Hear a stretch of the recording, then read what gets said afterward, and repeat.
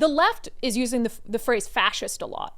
And I experience this a lot down in Portland too, where these people who are shouting fascists and Nazis act way more like fascists and Nazis than anyone on the right.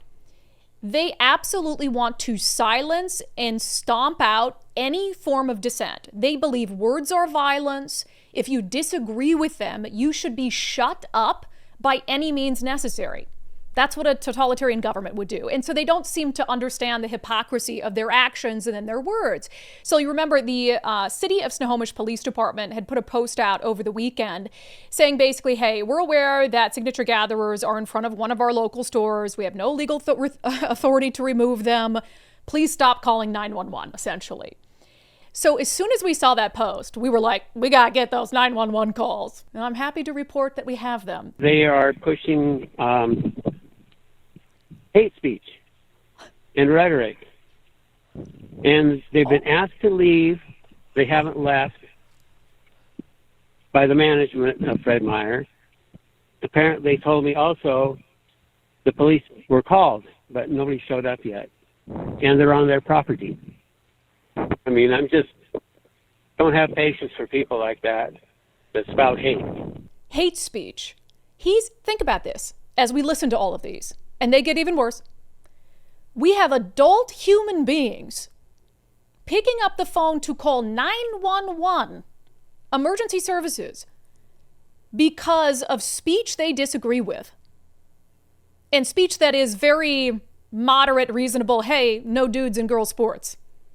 Parents have rights. That's hate speech to a segment of the left, which is also one of the reasons I've pushed back so hard against Washington State's hate crime hotline. Because what did I say? This is the kind of stuff that would come in to the hate crime hotline. It would be triggered leftists who cannot go about in the world confronted with the reality that people might disagree with them on certain things.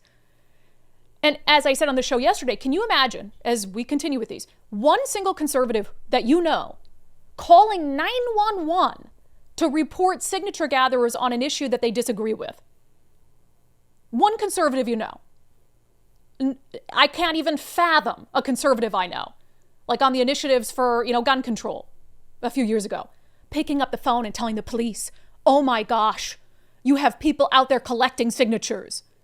The left has lost their mind. They've absolutely lost their mind. I came in to go shopping, and there is a table set up outside with signs to sign up for supporting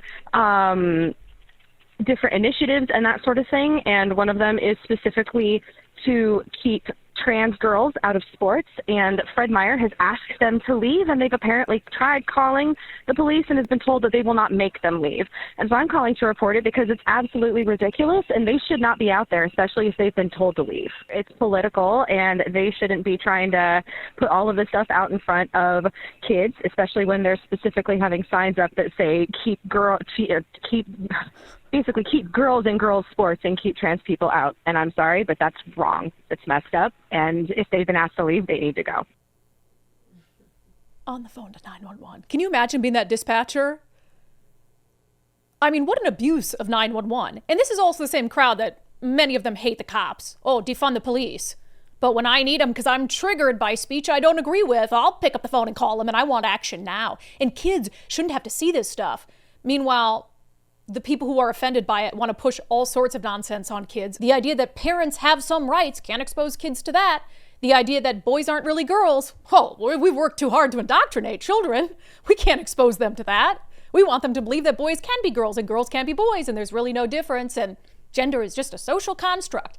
This next one is the most nefarious to me, though, because this guy calls 911, and in his desire to get an armed police response because of opinions he doesn't agree with, he lies. He lies to the 911 dispatcher to make it seem like this situation has become a violent public safety threat. And there have been fights. There's honking and yelling. It's against trans athletes. Has anyone been physically fighting? There haven't been any punches thrown, but it has been on that level.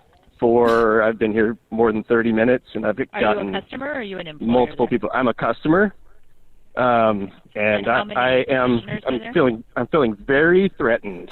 Okay, so what is happening exactly right now that's making you feel threatened? What are they doing? At the moment, nobody's doing anything except for signing a petition. They're taking a very strong political stance that's very divisive, and it's causing people to feel very threatened and uncomfortable. That is an adult man.